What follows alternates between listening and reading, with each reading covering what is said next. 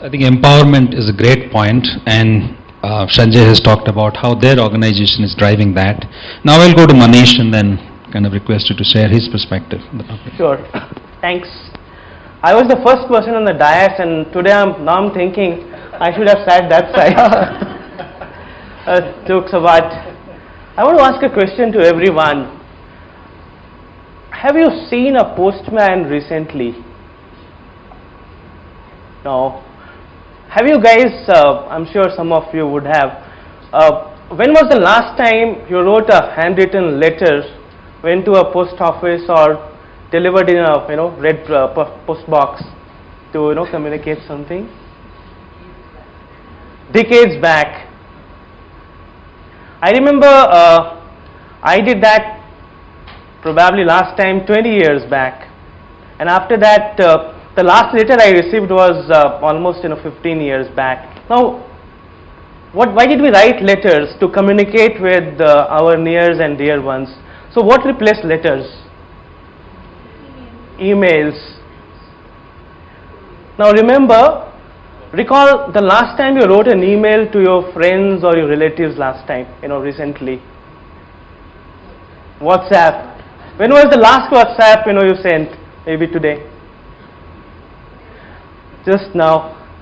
So basically I just have 3 very brief points to say. The first point was, now before that let me ask you, the last WhatsApp message what you sent, the content or the person, imagine if you were doing it 15-20 years back, did the content change? Does the content change? Little bit.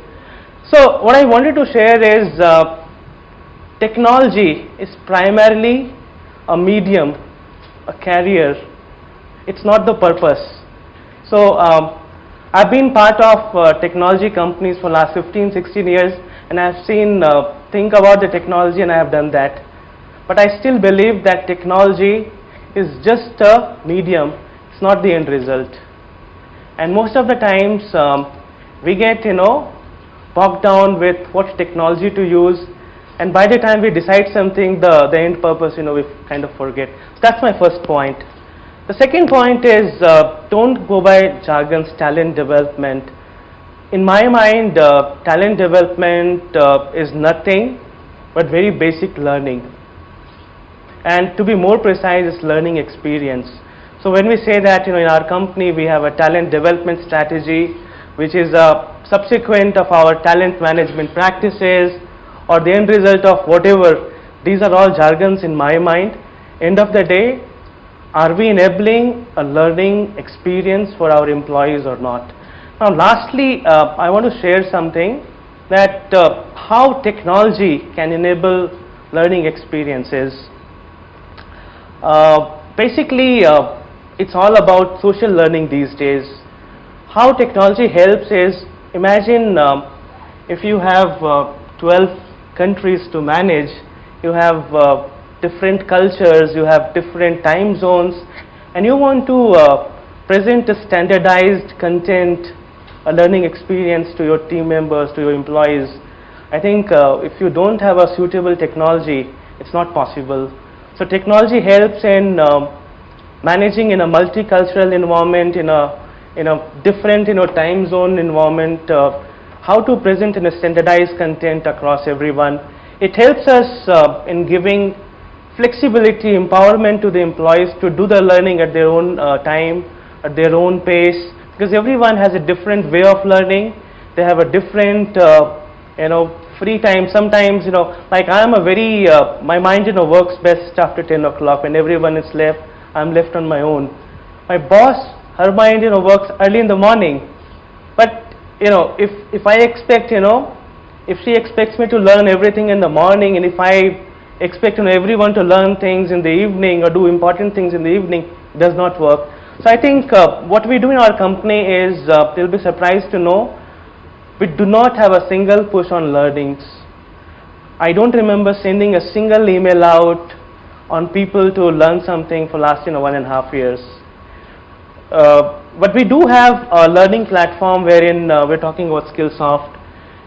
Think about the module, think about the learning refreshers, we have things there, and it's all accessible to the employees, which is very well known to the employees, that if they want to learn something, where exactly they would need to go. But let me tell you, even despite having such an enriched content, there are people who will find something better and would learn things from informal channels, from their friends, Coursera, from Stanford. So sometimes even if we think that we are giving the best of the content to our employees, we are wrong. The employees, and this is what I was sharing with one of our panel members, these days if we think of teaching something to someone, we are wrong. The classroom participants probably are much more aware, much more smarter than sometimes people on the other side. So I think the best is to empower people, leave things up to them what they want to do. What I want to share is how in Motorola, how we drive the learning culture. It's a way of life. So all our products features, I think the shelf life is just 6 months to 9 months time. Google upgrades their operating system almost every year, and the shelf time is just 6 to 9 months time. And in our phones, the features what you see, the upgrades what you see, it's all ideas given by employees. So what we do is we do hackathons every 6 months, wherein everyone on their own, they think about crazy ideas, they prepare they think about something. Now some of these ideas may be just concepts, and some of the ideas they are able to prepare a demo also, and that happens simultaneously across the locations across the globe. We review those ideas, and some of those ideas gets productized maybe 2 cycles from now, and then the people who have given the ideas, who have presented the ideas, they become the idea champions. And then we have different teams, and then different teams would know that this product is going to come in X months from now. It's up to them what they want to do, how they want to learn it, with whom they want to work with. No one cares. And end of the day, before the product goes into the market, we do 3, 4, 5 months of testing. Before the testing time, the product has to be ready, it has to be delivered, and that's it. This is something I wanted to share, and because we don't have too much time, so I won't touch upon something. If you have any questions, would be very happy to answer. Yes, I think Manish made a very valid point. While he said many things, but one important thing he talked about is learning cannot be pushed onto people. It has to be pulled by people. And how many of you have really seated on the emergency exit in an aircraft? And whenever you have done that, I'm sure the air hostess would have come to you and then explained to you how to operate it in the time of an emergency. How many of you can actually do this? So that's the truth about learning. We learn only when we want to learn.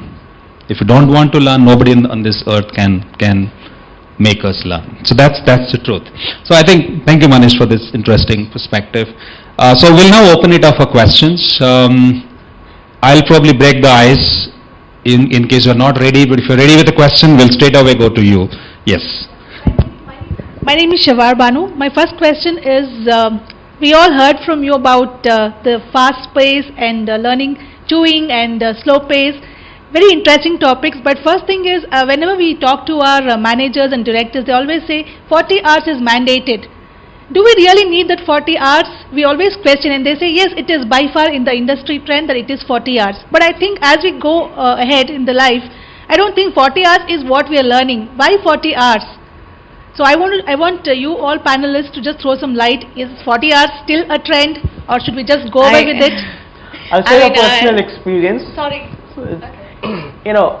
Whenever this was mandated to me, this is a mandatory training, what I do is, I open my laptop, let the training goes on for an hour's time. I'm doing it. And I tell this to people, so... You're on camera. Yeah, that's fine. That's fine. So, that's fine. We'll never be able to achieve by mandating that, you have to do this, 40 hours of training and all. Impossible. just share the objective, the purpose, and then people will know how to go about it. So I don't think 40 hours or 10 courses or X number of days does not make sense. I mean, we face something like this because when we want to move our PMS from the conventional to the neologistic way of delivering PMS in a digital mode, we felt when we want to talk about learning, are we going to say 30 grams, 100 grams tablet form, and then we say this is how it's good for you, and 40 for everyone. And here the technology, where we say it's based on technology, time, and element of location, it's going to be anytime, any place, anywhere. I'm going to give a prescribed element? So that's when we thought we should move away from that kind of concept. And when we did that, because we got into the mode of unlimited energy point and the coverage end, we started doing the metric from the result perspective, where we want to see not just because your mode can be different, but the package can be different, but we kept a leeway range, say bare minimum. When we say unlimited, because it can be anytime he as the preference, and say a curated content. We had some 9 elements around it, and we found it, if somebody can do that 9 elements, it was so awesome. Say you're having a content accessible, and you are having something, you're more bound to your, we call the MVAK, where your learning is more to the multimedia way of visual, auditory, kinesthetic, or is it a chunked content you like, or the content you like is something current, and is it easily updatable, and then is your content more, say, mobile in nature, and then is it social in nature? So these kind of things we started measuring out, and rather than saying number 10 hours, weekly 7 hours, something like that. And we did that. We did a cross metric with the results. And if that guy, his sales increases, his cycle time of hiring increases, and then we said, you're in there. That's all. It doesn't really give empowerment to people. It doesn't give that time which we was talking about. So except compliance, employee health and safety, anti-bribery, or induction program, it's at their time. Because we have to accept and understand which generation are we hiring. I mean, let's go back to our homes. Can we put these rules to our children? Let's be honest, we are HR leaders. We have to understand and be flexible in creating a culture, a mindset which can kind of promote self-ownership to learning. These days are gone wherein you can push people on hourly basis. They will get frustrated. They will feel that this is not something which I want to do. This is not in line with my career aspirations. And this is something which, of course, is dependent on your organization needs, the culture, the level that you have reached in terms of maturity.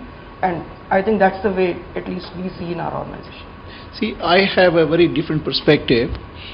You need to understand what kind of talent you're dealing with. I think there is nothing called one size fits all, number one. Number two, let us realize technology is a means to solve a problem and not an end in itself. So let's not become the slaves of technology. Okay, I'm sorry for contradicting, but let me say this. Because you need to have different interventions for different people. So what happens is there are people who are very, very intuitive, who are very, very passionate about learning, and you don't need anything for them. They will be on their own. But there are certain community in the organization who needs to be pushed. Because you, as HR, your job is to take the whole organization to a new level. If your intention is to do that, you better apply different standards, different yardsticks for different people. I'm not saying, HR has become the rule book creator today. You don't have to. But, you have to entice people to do different things. So I still feel you need a blend of the best of both worlds. Okay, that's what my view. Thank you.